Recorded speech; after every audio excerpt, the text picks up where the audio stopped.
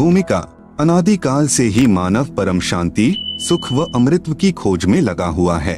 वह अपने सामर्थ्य के अनुसार प्रयत्न करता आ रहा है, लेकिन उसकी यह चाहत कभी पूर्ण नहीं हो पा रही है। ऐसा इसलिए है कि उसे इस चाहत को प्राप्त करने के मार्ग का पूर्ण ज्ञान नहीं है। सभी प्राणी चाहते हैं कि कोई कार्य न करना पड़े, खाने को स्वादिष्ट भोजन मिले, पहनने को सुंदर वस्त्र मिले, रहने को आलीशान भवन हो, घूमने के लिए सुंदर पार्क हो, मनोरंजन करने के लिए मधुर मधुर संगीत हो, नाचे गाएं, खेले कूदें, मौज मस्ती मनाएं और कभी बीमार न हो, कभी बूढ़े न हो और कभी मृत्यु न होवे आदि आदि। परंतु जिस संसार में हम रह रहे हैं, यहाँ न तो ऐसा कहीं पर नजर आता है और न ही ऐसा संभव है, क्योंकि यह लोक नाशवान है। इस लोक की हर वस्तु भी नाशवान है और इस लोक का राजा ब्रह्मकाल है, जो 1,00,000 मानव सूक्ष्म शरीर खाता है। उसने सब प्राणियों को कर्म, भ्रम व पाप पुण्य रूपी जाल में उलझाकर 3 लोक के पिंजरे में कैद किए हुए है। कबीर साहेब कहते हैं कि कबीर 3 लोक पिंजरा भया, पाप पुण्य 2 जाल, सभी जीव भोजन भये, एक खाने वाला काल, गरीब एक पापी एक पुनी आया, एक है सूम दलेल रे, बिना भजन कोई काम नहीं आवे, सब है जम की जेल रे। कर्म भ्रम कर्म बराबर सिद्धांत, जैसा करोगे वैसा प्राप्त करोगे यानी भरोगे। भ्रम बराबर संशय युक्त ज्ञान जो वेदों तथा गीता में काल ब्रह्म ने प्रदान किया है। उदाहरणार्थ फॉर एग्जाम्पल, गीता अध्याय 15 श्लोक 1 से 4 में तथा अध्याय 4 श्लोक 31, 32, 34, अध्याय 7 श्लोक 18 में गीता ज्ञान दाता ब्रह्म ने कहा है कि यह संसार रूपी वृक्ष है। इसकी जड़ें यानी रूट्स ऊपर हैं तथा तीनों गुण रूपी शाखाएं नीचे हैं। जो इस संसार रूपी वृक्ष के विषय में पूर्ण जानकारी बताए वह पूर्ण संत अर्थात तत्वदर्शी संत है। जैसे तना कौन प्रभु है, डार कौन तथा तीनों शाखाएं कौन प्रभु है। यहाँ विचार काल में अर्थात जो गीता ज्ञान में तुझे बता रहा हूँ, मुझे इस संसार की रचना का ज्ञान नहीं है, क्योंकि मुझे इसके आदि यानी प्रारंभ का तथा अंत यानी अंतिम सिरे का ज्ञान नहीं है। इसलिए किसी तत्वदर्शी संत की खोज कर उस तत्वदर्शी संत के बताए भक्ति मार्ग यानी वे ऑफ वर्शिप अनुसार साधना करके उस परम पद व परमेश्वर की खोज करनी चाहिए, जहाँ जाने के पश्चात साधक पुनः लौटकर संसार में नहीं आता, अर्थात पूर्ण मोक्ष प्राप्त करता है। जिस पूर्ण परमात्मा से इस संसार रूपी वृक्ष का विस्तार हुआ है, अर्थात जिस परमेश्वर ने इस सृष्टि की रचना की है, उसी की पूजा करनी चाहिए। मैं यानी गीता ज्ञानदाता भी उसी परमेश्वर की शरण में हूँ। गीता अध्याय 3 श्लोक 31-32 में कहा है, गीता में जो ज्ञान दिया है यह मेरा मत यानी विचार है।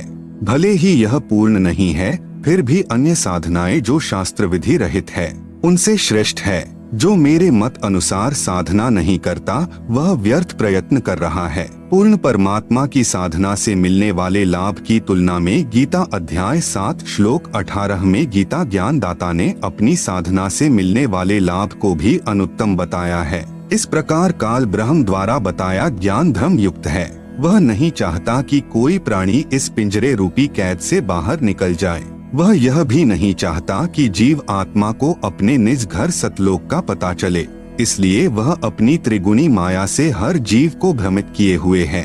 फिर मानव को ये उपरोक्त चाहत कहाँ से उत्पन्न हुई है? यहाँ ऐसा कुछ भी नहीं है। यहाँ हम सबने मरना है, सब दुखी व अशांत हैं। जिस स्थिति को हम यहाँ प्राप्त करना चाहते हैं, ऐसी स्थिति में हम अपने निज घर सतलोक में रहते थे। काल ब्रह्म के लोक में स्व इच्छा से आकर फंस गए और अपने निज घर का रास्ता भूल गए। कबीर साहेब कहते हैं कि इच्छा रूपी खेलन आया, ताते सुख सागर नहीं पाया। इस काल ब्रह्म के लोक में शांति व सुख का नामो निशान भी नहीं है। त्रिगुणी माया से उत्पन्न काम, क्रोध, लोभ, मोह, अहंकार, राग, द्वेष, हर्ष, शोक, लाभ, हानि, मान, बड़ाई रूपी अवगुण हर जीव को परेशान किए हुए हैं। यहाँ एक जीव दूसरे जीव को मार कर खा जाता है, शोषण करता है, इज्जत लूट लेता है, धन लूट लेता है, शांति छीन लेता है।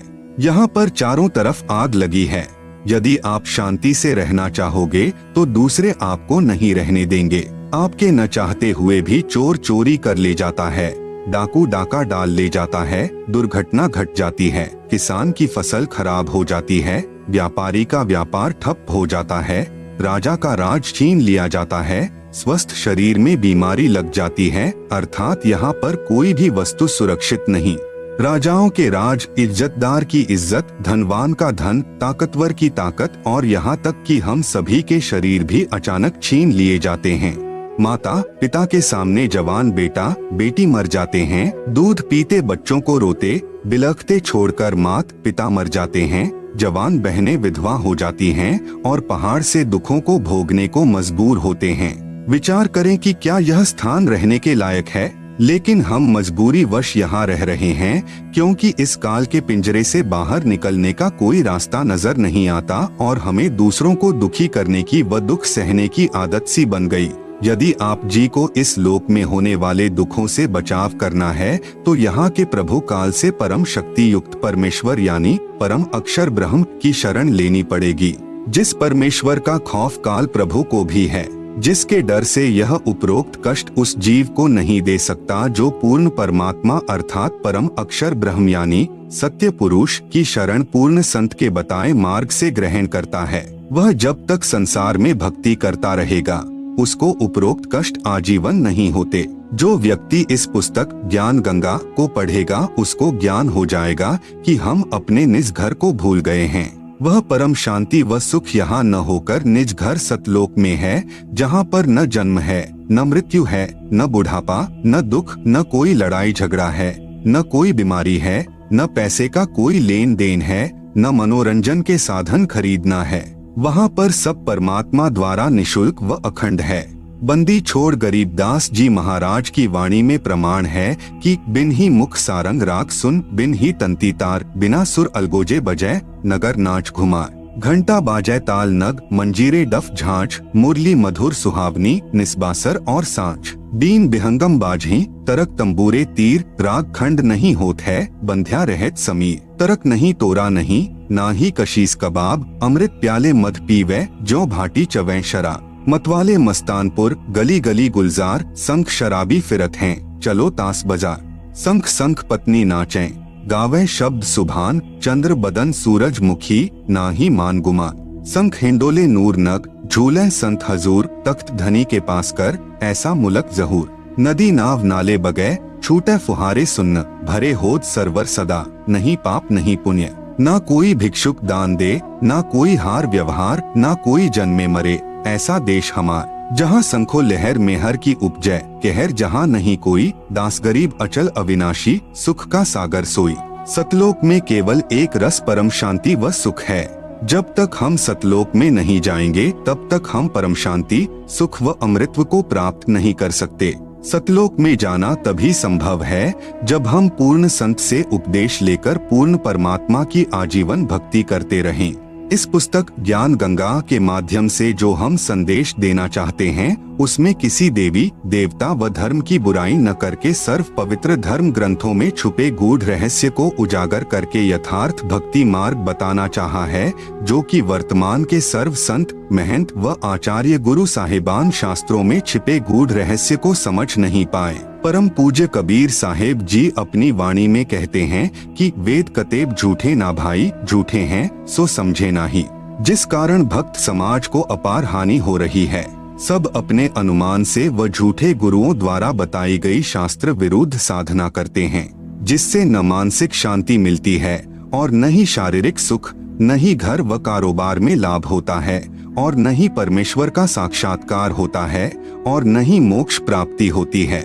यह सब सुख कैसे मिले तथा यह जानने के लिए कि मैं कौन हूँ, कहाँ से आया हूँ, क्यों जन्म लेता हूँ, क्यों मरता हूँ और क्यों दुख भोगता हूँ, आखिर यह सब कौन करवा रहा है और परमेश्वर कौन है, कैसा है, कहाँ है तथा कैसे मिलेगा, और ब्रह्मा विष्णु और शिव के माता पिता कौन हैं और किस प्रकार से काल ब्रह्म की जेल से छुटकारा पाकर अपने निज घर यानी सतलोक में वापस जा सकते हैं।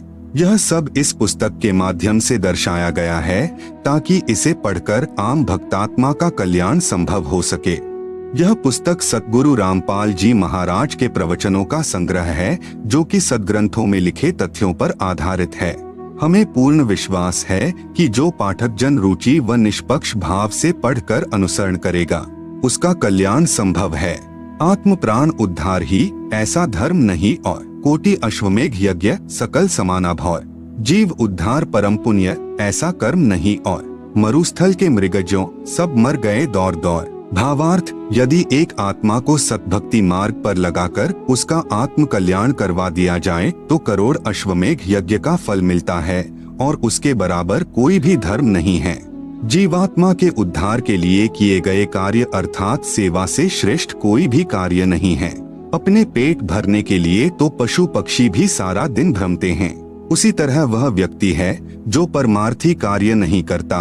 परमार्थी कर्म सर्वश्रेष्ठ सेवा जीव कल्याण के लिए किया कर्म है।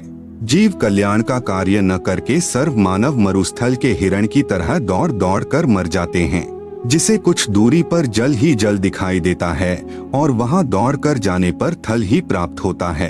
फिर कुछ दूरी पर थल का जल दिखाई देता है, अंत में उस हिरण की प्यास से ही मृत्यु हो जाती है।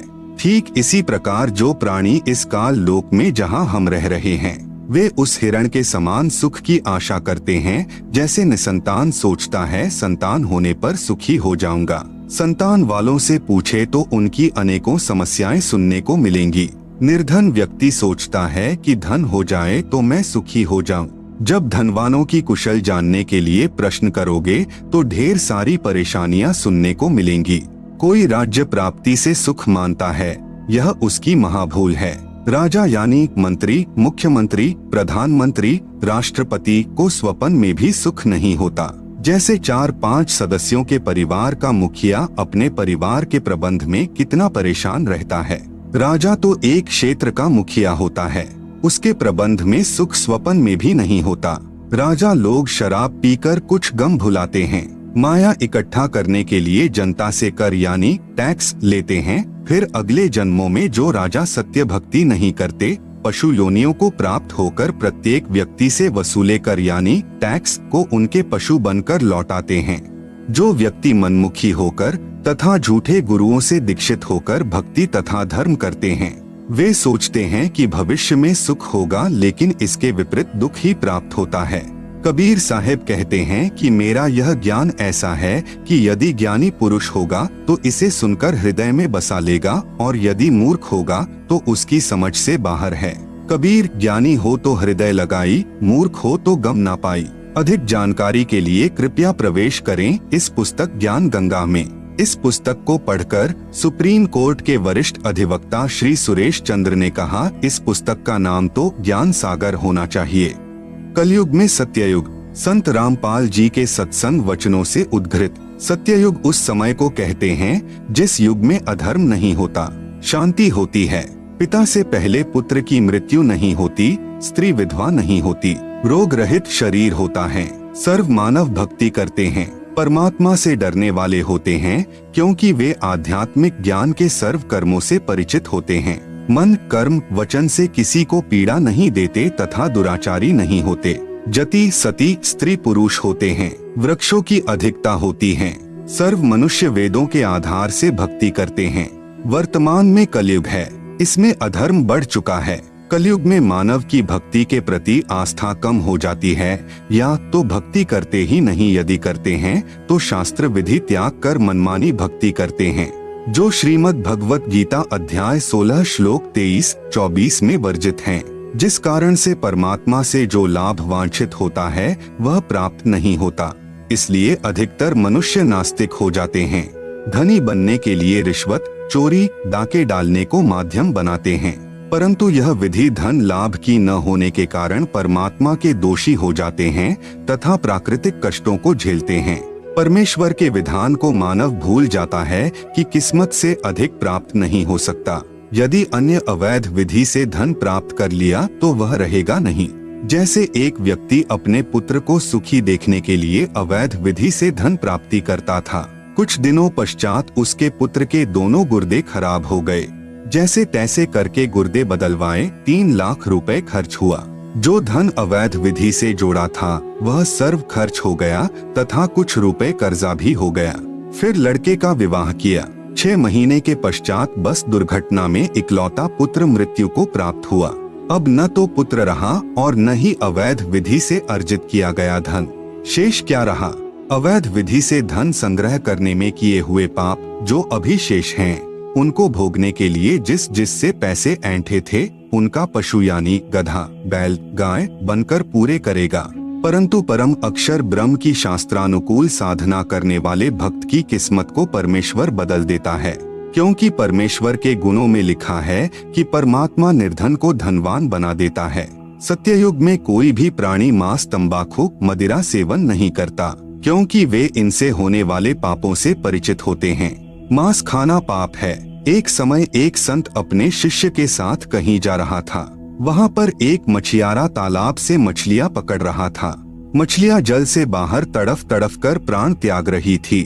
शिष्य ने पूछा, हे गुरुदेव, इस अपराधी प्राणी को क्या दंड मिलेगा? गुरुजी ने कहा, बेटा, समय आने पर बताऊंगा। 4-5 वर्ष के पश्चात दोनों गुरु शिष्य कहीं जाने के लिए जंगल से गुजर रहे थे।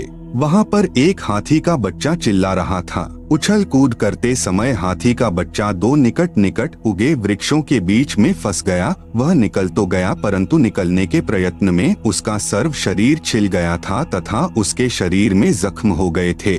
उसके सारे शरीर में कीड़े चल रहे थे जो उसको नोच रहे थे। वह हाथी का बच्चा बुरी तरह चिल्ला रहा था। शिष्य ने गुरुजी से पूछा कि हे गुरुदेव, यह प्राणी कौन से पाप का दंड भोग रहा है? गुरुदेव ने कहा, पुत्र, यह वही मछियारा है जो उस शहर के बाहर जलाशय से मछलियां निकाल रहा था। मदिरा यानी शराब पीना कितना पाप है। शराब पीने वाले को 70 जन्म कुत्ते के भोगने पड़ते हैं। मल मूत्र खाता पीता फिरता है। अन्य कष्ट भी बहुत सारे भोगने पड़ते हैं तथा शराब शरीर में भी बहुत हानि करती है। शरीर के 4 महत्वपूर्ण अंग होते हैं, फेफड़े, लीवर, गुर्दे तथा हृदय। शराब इन चारों को क्षति पहुंचाती है। शराब पीकर मानव न रहकर पशु तुल्य गतिविधि करने लगता है। कीचड़ में गिर जाना, कपड़ों में मलमूत्र तथा वमन कर देना, धन हानि, मान हानि, घर में अशांति आदि मदिरा पान के कारण होते हैं। मदिरा सत्ययुग में प्रयोग नहीं होती। सत्ययुग में सर्व मानव परमात्मा के विधान से परिचित होते हैं, जिस कारण सुख का जीवन व्यतीत करते हैं। गरीब मदिरा पीवे कड़वा पानी, 70 जन्म स्वान के जानी। दुराचार करना कितना पाप है। परद्वारा स्त्री का खोले, 70 जन्म अंधा हो डोले। पूज्य कबीर परमेश्वर जी ने बताया है कि जो व्यक्ति किसी परस्त्री के साथ दुष्कर्म करता है तो वह 70 जन्म अंधे का जीवन भोगता है। बुद्धिमान व्यक्ति ऐसी आफत कभी मोल नहीं लेता। मूर्ख ही ऐसा कार्य करता है। जैसे आग में हाथ डालने का अर्थ मौत मोल लेना है, जैसे कोई व्यक्ति किसी अन्य के खेत में बीज डालता है तो वह महामूर्ख है। बुद्धिमान व्यक्ति ऐसा कभी नहीं कर सकता। वैश्यागमन को ऐसा जानो जैसे कुर्डियों पर गेहूं का बहुमूल्य बीज का थैला भर कर डालाए। यह क्रिया बुद्धिमान व्यक्ति नहीं कर सकता, या तो महामूर्ख या शराबी निर्लज अर्थात घंड व्यक्ति ही किया करता है। विचारणीय विषय है कि जो पदार्थ शरीर से नाश होते हुए आनंद का अनुभव कराता है, यदि वह शरीर में सुरक्षित रखा जाए तो कितना आनंद देगा। दीर्घायु, स्वस्थ शरीर, स्वस्थ मस्तिष्क, शूरवीरता तथा स्फूर्ति प्रदान करता है। जिस पदार्थ से अनमोल बच्चा प्राप्त होता है, उसका नाश करना बच्चे की हत्या करने तुल्य है। इसलिए दुराचार तथा अनावश्यक भोग विलास वर्जित है। तंबाकू सेवन कितना पाप है। परमेश्वर कबीर जी ने बताया है, सुरापान मध मांसाहारी, गमन करे भोगे पर नारी, 70 जन्म कटत हैं शीशम, साक्षी साहिब है जगदीशम। पर द्वारा स्त्री का खोले, 70 जन्म अंधा हो डोले। 100 नारी जारी करे, सुरापान 100 बार, एक चिलम हुक्का भरे, डूबे काली धार। जैसे कि ऊपर वर्णन किया है कि एक बार शराब पीने वाला 70 जन्म कुत्ते का जीवन भोगता है, फिर मल मूत्र खाता पीता फिरता है। परस्त्री गमन करने वाला 70 जन्म अंधे के भोगता है। मांस खाने वाला भी महाकष्ट का भागी होता है। उपरोक्त सर्व पाप 100 बार करने वाले को जो पाप होता है, वह एक बार हुक्का पीने वाले अर्थात तंबाकू सेवन करने वाले को सहयोग देने वाले को होता है। तंबाकू सेवन करने वाले हुक्का, सिगरेट, बीड़ी या अन्य विधि से सेवन करने वाले तंबाकू खाने वालों को क्या पाप लगेगा? घोर पाप का भागी होगा। एक व्यक्ति जो तंबाकू सेवन करता है, जब वह हुक्का या बीड़ी सिगरेट पीकर धुआं छोड़ता है तो वह धुआं उसके छोटे छोटे बच्चों के शरीर में प्रवेश करके हानि करता है। वे बच्चे फिर शीघ्र बुराई को ग्रहण करते हैं तथा उनका स्वास्थ्य भी बिगड़ जाता है। अवतार की परिभाषा। अवतार का अर्थ है ऊंचे स्थान से नीचे स्थान पर उतरना। विशेषकर यह शुभ शब्द उन उत्तम आत्माओं के लिए प्रयोग किया जाता है जो धरती पर कुछ अद्भुत कार्य करते हैं, जिनको परमात्मा की ओर से भेजा हुआ मानते हैं या स्वयं परमात्मा ही का पृथ्वी पर आगमन मानते हैं। श्रीमद्भगवत गीता अध्याय 15 श्लोक 1 से 4 तथा 16-17 में 3 पुरुषों यानी प्रभुओं का ज्ञान है। नंबर 1, क्षर पुरुष जिसे ब्रह्म भी कहते हैं, जिसका ओम नाम साधना का है, जिसका प्रमाण गीता अध्याय 8 श्लोक 13 में है। नंबर 2, अक्षर पुरुष जिसको परब्रह्म भी कहते हैं, जिसकी साधना का मंत्र तत् जो सांकेतिक है, प्रमाण गीता अध्याय 17 श्लोक 23 में है। नंबर 3, उत्तम पुरुष तू अन्य मतलब श्रेष्ठ पुरुष परमात्मा तो उपरोक्त दोनों पुरुषों यानी क्षर पुरुष तथा अक्षर पुरुष से अन्य है। वह परम अक्षर पुरुष है जिसे गीता अध्याय 8 श्लोक 1 के उत्तर में अध्याय 8 के श्लोक 3 में कहा है कि वह परम अक्षर ब्रह्म है। इसका जाप सत है जो सांकेतिक है। इसी परमेश्वर की प्राप्ति से साधक को परम शांति तथा सनातन परमधाम प्राप्त होगा। प्रमाण गीता अध्याय 18 श्लोक 62 में यह परमेश्वर यानी परम अक्षर ब्रह्म गीता ज्ञान दाता से भिन्न है। अधिक ज्ञान प्राप्ति के लिए कृपया पुस्तक धरती पर अवतार सतलोक आश्रम बरवाला से प्राप्त करें। अवतार 2 प्रकार के होते हैं, जैसे ऊपर कहा गया है। अब आप जी को पता चला कि मुख्य रूप से 3 पुरुष यानी प्रभु है, जिनका उल्लेख ऊपर कर दिया गया है। हमारे लिए मुख्य रूप से 2 प्रभुओं की भूमिका रहती है। नंबर 1, क्षर पुरुष यानी ब्रह्म जो गीता अध्याय 11 श्लोक 32 में अपने आप को काल कहता है। नंबर 2, परम अक्षर पुरुष यानी परम अक्षर ब्रह्म जिसके विषय में गीता अध्याय 8 श्लोक 3 तथा 8, 9, 10 में तथा गीता अध्याय 18 श्लोक 62 अध्याय 15 श्लोक 1 से 4 तथा 17 में कहा है। ब्रह्म यानी काल के अवतारों की जानकारी। गीता अध्याय 4 का श्लोक 7, यदा यदा हि धर्मस्य ग्लानिर्भवति भारत अभ्युत्थानमधर्मस्य तदात्मानं सृजाम्यहम्। यदा यदा हि धर्मस्य ग्लानिः भवति भारत अभ्युत्थानम् अधर्मस्य तदा आत्मानं सृजामि अहम्। अनुवाद भारत यानी हे भारत, यदा यदा यानी जब जब, धर्मस्य यानी धर्म की, ग्लानियः यानी हानि और अधर्मस्य यानी अधर्म की, अभ्युत्थानम यानी वृद्धि, भवति यानी होती है, तदा यानी तब तब, ही यानी ही, अहम यानी मैं, आत्मानम यानी अपना अंश अवतार, सृजामि यानी रचता हूँ अर्थात उत्पन्न करता हूँ।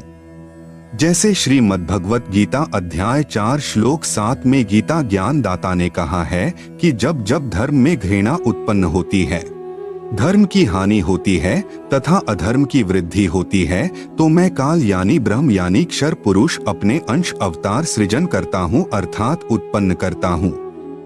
जैसे श्री रामचंद्र जी तथा श्री कृष्ण चंद्र जी को काल ब्रह्म ने ही पृथ्वी पर उत्पन्न किया था, जो स्वयं श्री विष्णु जी ही माने जाते हैं।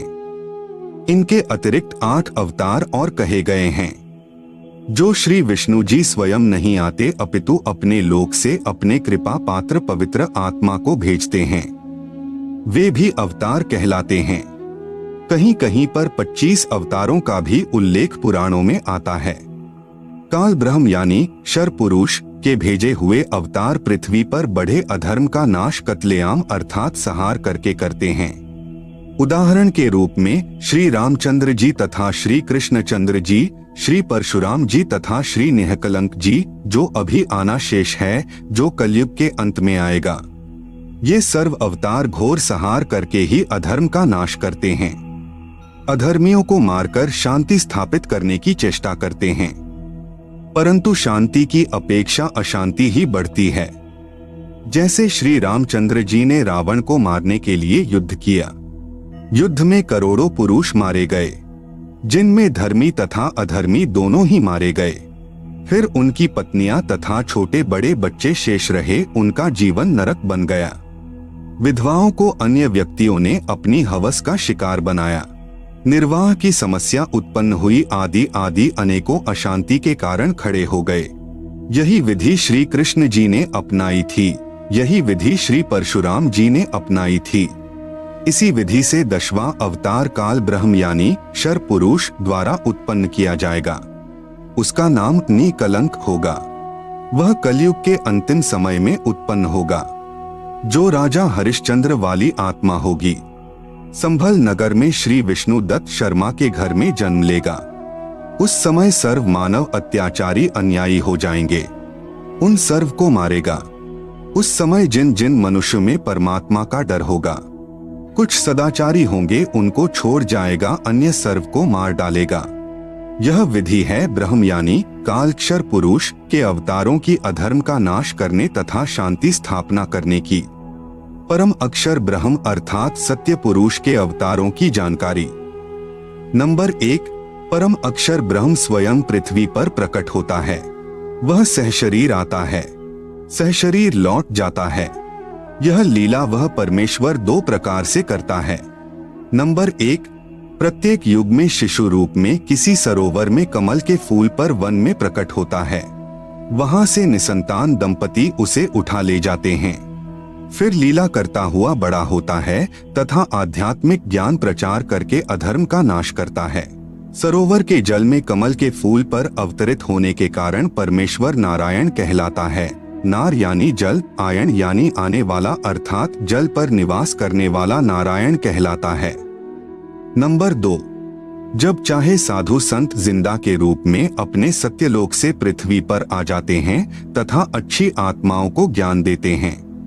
फिर वे पुण्यात्माएं भी ज्ञान प्रचार करके अधर्म का नाश करते हैं। वे भी परमेश्वर के भेजे हुए अवतार होते हैं। कलयुग में ज्येष्ठ शुदी पूर्णमासी संवत 1455 सन 1398 को कबीर परमेश्वर सत्यलोक से चलकर आए तथा काशी शहर के लहरतारा नामक सरोवर में कमल के फूल पर शिशु रूप में विराजमान हुए। वहां से नीरू तथा नीमा जो जुलाहा यानी धानक दंपति थे, उन्हें उठा लाए। शिशु रूपधारी परमेश्वर कबीरदेव यानी कबीर परमेश्वर ने 25 दिन तक कुछ भी आहार नहीं किया। नीरू तथा नीमा उसी जन्म में ब्राह्मण थे, श्री शिव जी के पुजारी थे। मुसलमानों द्वारा बलपूर्वक मुसलमान बनाए जाने के कारण जुलाहे का कार्य करके निर्वाह करते थे। बच्चे की नाजुक हालत देखकर नीमा ने अपने इष्ट शिव जी को याद किया। शिव जी साधु वेश में वहां आए तथा बालक रूप में विराजमान कबीर परमेश्वर को देखा। बालक रूप में कबीर साहेब जी ने कहा, है शिव जी, इन्हें कहो एक कुंवारी गाय लाएं, वह आपके आशीर्वाद से दूध देगी। ऐसा ही किया गया। कबीर परमेश्वर के आदेशानुसार भगवान शिव जी ने कुंवारी गाय की कमर पर थपकी लगाई। उसी समय बछिया के थनों से दूध की धार बहने लगी। एक कोरा मिट्टी का छोटा घड़ा नीचे रखा। पात्र भर जाने पर दूध बंद हो गया। फिर प्रतिदिन पात्र थनों के नीचे करते ही बछिया के थनों से दूध निकलता। उसको परमेश्वर कबीर जी पिया करते थे। जुलाहे के घर परवरिश होने के कारण बड़े होकर परमेश्वर कबीर जी भी जुलाहे का कार्य करने लगे तथा अपनी अच्छी आत्माओं को मिले, उनको तत्व ज्ञान समझाया तथा स्वयं भी तत्व ज्ञान प्रचार करके अधर्म का नाश किया तथा जिन जिन को परमेश्वर जिंदा महात्मा के रूप में मिले उनको सच्चखंड यानी सत्यलोक में ले गए तथा फिर वापस छोड़ा। उनको आध्यात्मिक ज्ञान दिया तथा अपने से परिचित कराया। वे उस परमेश्वर यानी सत्य पुरुष के अवतार थे। उन्होंने भी परमेश्वर से प्राप्त ज्ञान के आधार से अधर्म का नाश किया। वे अवतार कौन कौन हुए हैं? नंबर 1 आदरणीय धर्मदास जी, नंबर 2 आदरणीय मलुकदास जी, नंबर 3 आदरणीय नानक देव साहेब जी, सिख धर्म के प्रवर्तक, नंबर 4 आदरणीय दादू साहेब जी, नंबर 5 आदरणीय गरीबदास साहेब जी गांव छुड़ानी जिला झज्जर हरियाणा वाले तथा नंबर 6 आदरणीय घीसा दास साहेब जी गांव खेखड़ा जिला मेरठ उत्तर प्रदेश वाले। ये उपरोक्त सर्व अवतार परम अक्षर ब्रह्म यानी सत्य पुरुष के थे। अपना कार्य करके चले गए, अधर्म का नाश किया, जिस कारण से जनता में बहुत समय तक बुराई नहीं समाई। वर्तमान में संतों की कमी नहीं परंतु शांति का नाम नहीं। कारण यह है कि इन संतों की साधना शास्त्रों के विरुद्ध है, जिस कारण से समाज में अधर्म बढ़ता जा रहा है। इन पंथों और संतों को सैकड़ों वर्ष हो गए ज्ञान प्रचार करते हुए परंतु अधर्म बढ़ता ही जा रहा है। सत्य पुरुष का वर्तमान अवतार, जो सत्य साधना तथा तत्व ज्ञान का प्रचार परमेश्वर के पूर्वोक्त परमेश्वर के अवतार संत किया करते थे, जिससे आपसी प्रेम था, एक दूसरे के दुख में दुखी होते थे, असहाय व्यक्ति की मदद करते थे, वही शास्त्र विधि अनुसार साधना तथा वही आध्यात्मिक यथार्थ ज्ञान संत रामपाल दास जी महाराज को परमेश्वर कबीर साहेब जी ने प्रदान किया है। मार्च 1997 को फाल्गुन मास की शुक्ल प्रथमा को दिन के 10 बजे जिंदा महात्मा के रूप में सत्यलोक से आकर संत रामपाल दास जी महाराज को सतनाम तथा सारनाम दान करने का आदेश देकर अंतर्ध्यान हो गए। संत रामपाल दास जी महाराज भी परमेश्वर यानी परम अक्षर ब्रह्म के उन अवतारों में से एक हैं जो आध्यात्मिक ज्ञान के द्वारा अधर्म का नाश करते हैं। अब विश्व में शांति होगी। सर्व धर्म तथा पंथों के व्यक्ति एक होकर आपस में प्रेम से रहा करेंगे। राजनेता भी निर्भिमानी, न्यायकारी तथा परमात्मा से डरकर कार्य करने वाले होंगे। जनता के सेवक बनकर निष्पक्ष कार्य किया करेंगे। धरती पर पुनः सत्ययुग जैसी स्थिति होगी। वर्तमान में धरती पर वह अवतार संत रामपाल दास जी हैं। अब घर घर में परमेश्वर के ज्ञान की चर्चा होगी। जहां गांव व शहरों में तथा पार्कों में बैठकर ताश खेलते हैं, कोई राजनीतिक बातें करता है, कोई अपने पुत्रों तथा पुत्र वधुओं की अच्छे या निकम्मे होने की चर्चा करते हैं, वहां परमेश्वर की महिमा की चर्चा होगी तथा ज्ञान गंगा पुस्तक में लिखे ज्ञान पर विचार हुआ करेगा। परमात्मा की महिमा करने मात्र से भी जीव पुण्य का भागी बनता है। फिर शास्त्र विधि अनुसार साधना करके जीवन सुखी बनाएंगे तथा आत्म कल्याण कराएंगे। धरती पर कलयुग में सत्ययुग जैसा समय आएगा। संत रामपाल दास जी महाराज ही वर्तमान में वास्तव में धरती पर अवतार हैं। अधिक जानकारी के लिए कृपया पढ़े पुस्तक धरती पर अवतार संपूर्ण। अमेरिका की महिला भविष्यवक्ता फ्लोरेंस की महत्वपूर्ण भविष्यवाणी। अमेरिका की विश्वविख्यात भविष्यवक्ता फ्लोरेंस ने अपनी भविष्यवाणियों में कई बार भारत का जिक्र किया है। The fall of sensational culture नाम की अपनी पुस्तक में उन्होंने लिखा है कि सन 2000 आते आते प्राकृतिक संतुलन भयावह रूप से बिगड़ेगा। लोगों में आक्रोश की प्रबल भावना होगी। दुराचार पराकाष्ठा पर होगा। पश्चिमी देशों के विलासितापूर्ण जीवन जीने वालों में निराशा, बेचैनी और अशांति होगी। अतृप्त अभिलाषाएं और जोर पकड़ेगी, जिससे उनमें आपसी कटुता बढ़ेगी।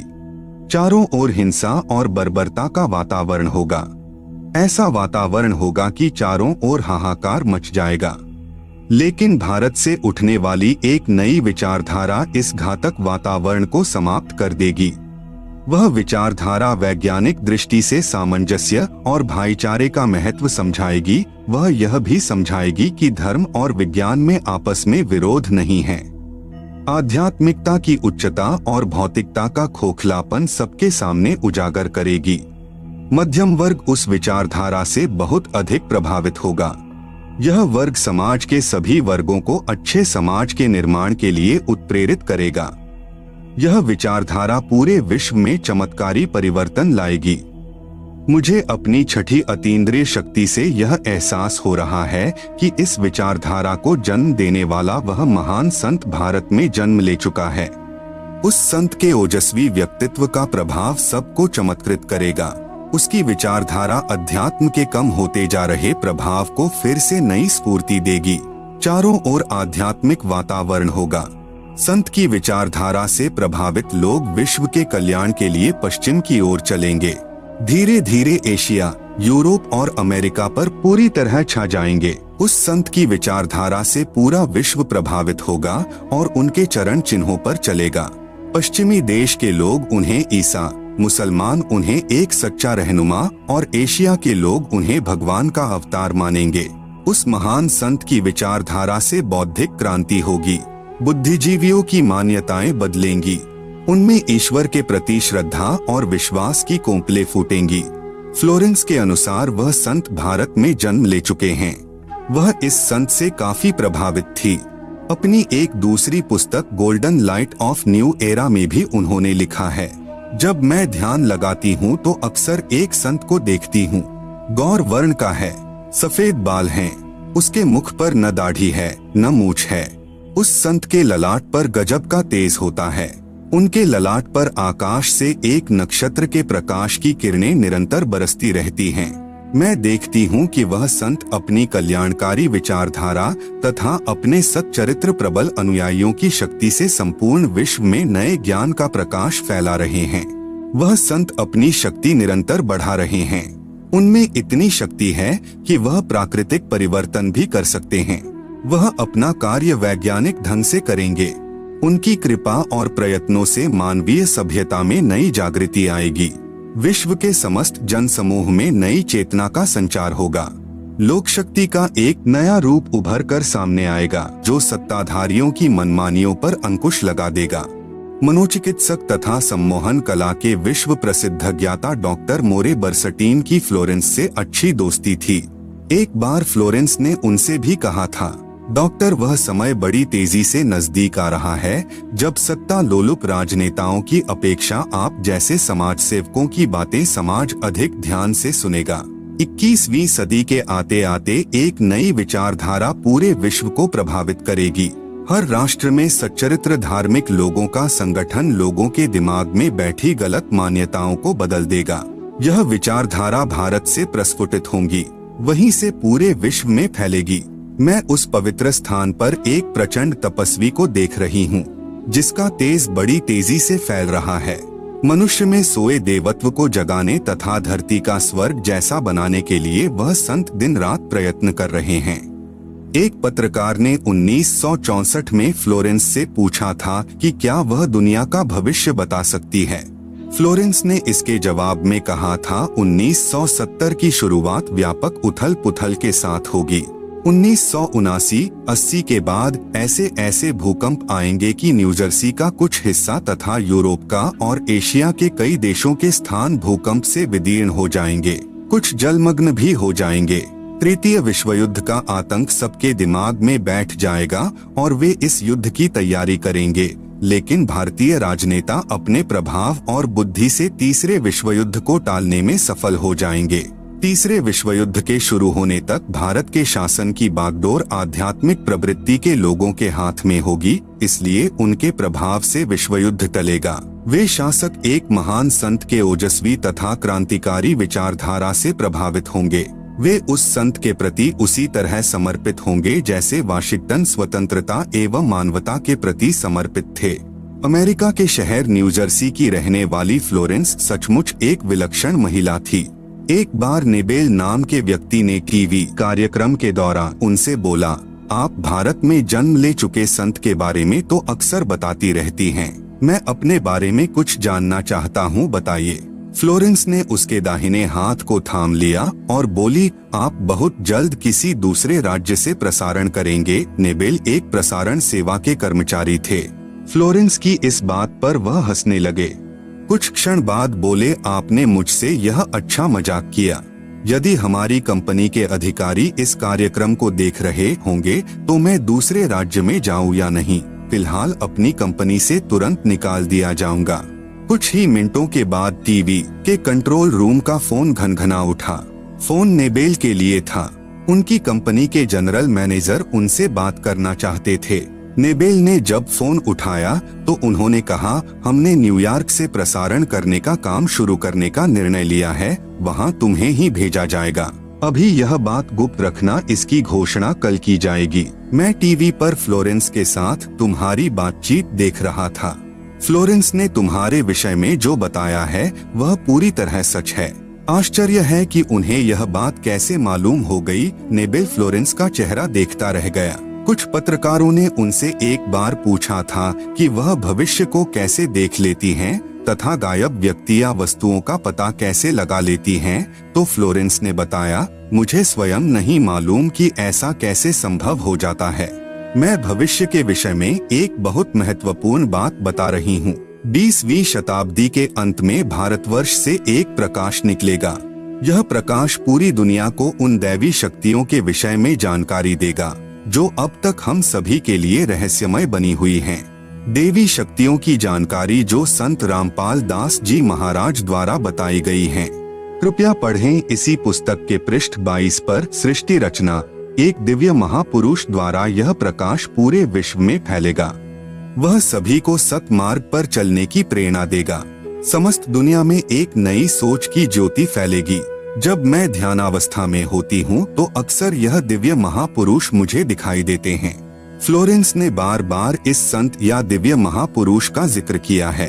साथ ही यह भी बताया है कि उत्तरी भारतवर्ष के एक पवित्र स्थान पर वह मौजूद हैं। सज्जनों, उपरोक्त भविष्यवाणी तथा वर्तमान वाणी है जो परम संत रामपाल महाराज जी पर खरी उतरती है तथा इसी का समर्थन अन्य भविष्यवाणियां भी करती है जो आगे लिखी हैं। भाई बाले वाली जन्म साखी में प्रमाण। एक महापुरुष के विषय में भाई बाले वाली जन्म साखी में प्रहलाद भक्त की भविष्यवाणी। भाई बाले वाली जन्म साखी में लिखा गया विवरण स्पष्ट करता है कि संत रामपाल दास जी महाराज ही वह अवतार है जिन्हें परमेश्वर कबीर जी तथा संत नानक जी के पश्चात पंजाब की धरती पर अवतरित होना था। संत रामपाल दास जी महाराज 8 सितंबर सन 1951 को गांव धनाना, जिला सोनीपत, हरियाणा प्रांत, उस समय पंजाब प्रांत, भारत की पवित्र धरती पर श्री नंदराम जाट के घर जाट वर्ण में श्रीमती इंदिरा देवी की कोख से जन्मे।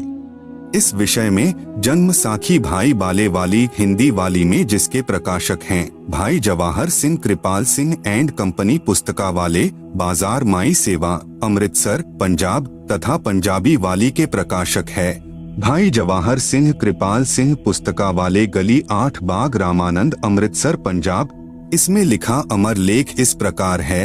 एक समय भाई बाला तथा मर्दाना को साथ लेकर सतगुरु नानक देव जी भक्त प्रहलाद जी के लोक में गए जो पृथ्वी से कई लाख कोस दूर अंतरिक्ष में है। प्रहलाद ने कहा कि हे नानक जी, आपको परमात्मा ने दिव्य दृष्टि दी तथा कलयुग में बड़ा भक्त बनाया है। आपका कलयुग में बहुत प्रताप होगा। यहाँ पर प्रहलाद के लोक में पहले कबीर जी आए थे या आज आप आए हो, एक और आएगा जो आप दोनों जैसा ही महापुरुष होगा। इन तीनों के अतिरिक्त यहाँ मेरे लोक में कोई नहीं आ सकता। भक्त बहुत हो चुके हैं, आगे भी होंगे, परंतु यहाँ मेरे लोक में वही पहुँच सकता है जो इन जैसी महिमा वाला होगा और कोई नहीं। इसलिए इन तीनों के अतिरिक्त यहाँ कोई नहीं आ सकता। मर्दाने ने पूछा कि हे प्रहलाद जी, कबीर जी जुलाहा थे, नानक जी खत्री हैं, वह तीसरा किस वर्ण यानी जाति से तथा किस धरती पर अवतरित होगा? प्रहलाद भक्त ने कहा, भाई सुन, नानक जी के सच्चखंड जाने के सैकड़ों वर्ष पश्चात पंजाब की धरती पर जाट वर्ण में जन्म लेगा तथा उसका प्रचार क्षेत्र शहर बरवाला होगा। लेख समाप्त। विवेचन: संत रामपाल दास जी महाराज वही अवतार हैं जो अन्य प्रमाणों के साथ साथ जन्म साखी में लिखे वर्णन पर खरे उतरते हैं। जन्म साखी में 100 वर्ष के पश्चात लिखा है। यहाँ पर सैकड़ों वर्ष पश्चात कहा गया था, जिसको पंजाबी भाषा में लिखते समय 100 वर्ष ही लिख दिया, क्योंकि मर्दाना ने पूछा था कि वह कौन से युग में नजदीक ही आएगा। तब भक्त प्रहलाद ने कहा कि श्री नानक जी के सैकड़ों वर्ष पश्चात कल युग में ही वह संत जाट वर्ण में जन्म लेगा। इसीलिए यहाँ 100 वर्ष के स्थान पर सैकड़ों वर्षों ही न्यायोचित है तथा प्रचार क्षेत्र बरवाला के स्थान पर बटाला लिखा गया है। इसके दो कारण हो सकते हैं कि शहर बरवाला, जिला हिसार, हरियाणा उस समय पंजाब प्रांत में सुप्रसिद्ध नहीं था तथा बटाला शहर पंजाब प्रांत में प्रसिद्ध था। लेखनकर्ता ने इस कारण से बरवाला के स्थान पर बटाला लिख दिया। दूसरा, प्रिंट करते समय हालेक की जगह हटालेक प्रिंट हो गया है। एक और विशेष विचारणीय पहलू है कि पंजाब के बटाला शहर में कोई भी जाट संत नहीं हुआ है जो इन महापुरुषों यानी परमेश्वर कबीर देव जी व श्री नानक देव जी के समान महिमावान तथा इनके समान ज्ञानवान हुआ हो। इस आधार से तथा अन्य प्रमाणों के आधार से तथा इस जन्म साखी के आधार से स्पष्ट है कि वह तीसरे महापुरुष संत रामपाल दास जी महाराज हैं तथा इनका आध्यात्मिक ज्ञान भी इन दोनों महापुरुषों यानी परमेश्वर कबीर जी तथा श्री नानक देव जी से मेल खाता है। आप देखेंगे दोनों फोटो कापी जो जन्म साखी भाई बाले वाली जो कि एक पंजाबी भाषा में है तथा दूसरी हिंदी में है जो कि पंजाबी भाषा से ही अनुवादित है। इसमें कुछ प्रकरण ठीक नहीं लिखा है। जैसे पंजाबी भाषा में लिखा है कि जो इस जी हाँ कोई होवेगा ता एथे पहुँचेगा होरदा एथे पहुँचन दा कम नहीं, परंतु हिंदी वाली जन्म साखी में यह विवरण नहीं है जो बहुत महत्वपूर्ण है। इससे सिद्ध है कि लिखते समय कुछ प्रकरण बदल जाता है। फिर भी ढेर सारे प्रमाण जो इस पुस्तक में अन्य महापुरुषों के द्वारा संत रामपाल दास जी के विषय में कहे हैं वे भी इसी को प्रमाणित करते हैं। विशेष यदि कोई यह कहे कि जन्म साखी में लिखी व्याख्या संत गरीबदास जी गांव छुड़ानी वाले के लिए हैं, क्योंकि वे भी जाट जाति से थे तथा छुड़ानी गांव भी पहले पंजाब प्रांत के अंतर्गत आता था, यह भी उचित नहीं लगती, क्योंकि संत गरीबदास जी ने अपनी अमृतवाणी असुर निकंदन रमैणी में कहा है कि सतगुरु दिल्ली मंडल आयसी सूती धरनी सूम जगायसी। भावार्थ है कि संत गरीबदास जी के सतगुरु पूज्य कबीर साहेब जी थे। पुराना रोहतक जिला यानी सोनीपत, रोहतक तथा झज्जर को मिलाकर एक जिला रोहतक था, दिल्ली मंडल में लगता था। यह किसी राजा के अधीन नहीं था, अंग्रेजों के शासन काल में दिल्ली के अधीन था। संत गरीबदास जी ने स्पष्ट किया है कि सतगुरु यानी परमेश्वर कबीर जी दिल्ली मंडल में आएंगे, भक्तिहीन प्राणियों को जगाएंगे, सत्य भक्ति कराएंगे। ध्यान रहे कबीर सागर में काल के दूतों ने मिलावट करके सत्य को न जानकर अपनी अटकलबाजी से असत्य प्रमाण दिए हैं। उसका नाश करने के लिए परमेश्वर कबीर जी ने अपने अंश अवतार संत गरीबदास जी द्वारा यथार्थ ज्ञान प्रचार करवाया है, जो संत गरीबदास जी की अमृतवाणी रूप में है। इसी बात की पुष्टि कबीर सागर के संपादक कबीर पंथी श्री युगलानंद बिहारी जी की उस टिप्पणी से होती है जो उन्होंने अनुराग सागर तथा ज्ञान सागर की भूमिका में की है। कहा है कि कबीर पंथियों ने ही कबीर पंथ के ग्रंथों का नाश कर रखा है, अपने अपने मते अनुसार फेर बदल करके अपने मत को जोड़ा है। मेरे पास अनुराग सागर तथा ज्ञान सागर की कई प्रतियां रखी हैं, जिनमें से एक दूसरे से मेल नहीं खा रही हैं। संत रामपाल दास जी महाराज का जन्म श्री नंदराम जाट के घर 8 सितंबर 1951 को गांव धनाना जिला सोनीपत यानी उस समय जिला रोहतक में हुआ था, जो वर्तमान हरियाणा तथा पंजाब प्रांत मिलकर उस समय एक ही पंजाब प्रांत था। परमेश्वर कबीर जी ने भी कहा था कि जिस समय कलयुग 5500 वर्ष बीत चुका होगा, मैं गरीबदास वाले 12वें पंथ में आगे स्वयं आऊंगा। संत गरीबदास जी द्वारा मेरी यानी कबीर परमेश्वर की महिमा की वाणी प्रकट होगी तथा गरीबदास वाले 12वें पंथ तक के साधक मुझे आधार बनाकर वाणी को समझने की कोशिश करेंगे, परंतु वाणी को न समझकर सतनाम तथा सारनाम से वंचित रहने के कारण असंख्य जन्म तक सत्यलोक प्राप्ति नहीं कर सकते। उसी 12वें पंथ यानी गरीबदास जी वाले पंथ में मैं यानी परमेश्वर कबीर जी ही स्वयं चलकर आऊंगा। तब संत गरीबदास जी द्वारा प्रकट की गई वाणी को मैं यानी कबीर परमेश्वर प्रकट होकर समझाऊंगा। इससे सिद्ध हुआ कि जन्म साखी में जिस जाट संत के विषय में कहा है, निर्विवाद रूप से वह संत रामपाल दास जी महाराज जी ही हैं। फिर भी हम संत गरीबदास जी का विशेष आदर करते हैं, क्योंकि उन्होंने परमेश्वर कबीर जी का अमर संदेश सुनाया है। यदि कोई भ्रम उत्पन्न करे कि 10 गुरु साहिबानों में से भी किसी की ओर संकेत हो सकता है, इसके लिए स्मरण रहे कि 10 सिख गुरु साहिबानों में से कोई भी जाट वर्ण से नहीं थे। दूसरे सिख गुरु श्री अंगद देव जी खत्री थे, तीसरे गुरु जी श्री अमरदास जी भी खत्री थे, चौथे गुरु जी श्री रामदास जी खत्री थे तथा 5वें गुरु जी श्री अर्जुन देव जी से लेकर 10वें तथा अंतिम श्री गुरु गोविंद सिंह जी तक श्री गुरु रामदास जी की संतान अर्थात खत्री थे। फिर भी हम सभी सिख गुरु साहिबानों का विशेष आदर करते हैं। संत रामपाल दास जी महाराज कहते हैं, जीव हमारी जाति है, मानव धर्म हमारा। हिंदू, मुस्लिम, सिख, ईसाई, धर्म नहीं कोई न्यारा। परमेश्वर कबीर जी ने कहा है, जाति ना पूछो संत की, पूछ लीजिए ज्ञान। मोल करो तलवार का, पड़ी रहें दो म्यान। कृपया प्रमाण के लिए देखें फोटो कॉपी जन्म साखी पंजाबी गुरुमुखी पंजाबी भाषा वाली तथा हिंदी वाली, दोनों में आप जी सहज में समझ सकते हो कि वास्तविकता क्या है।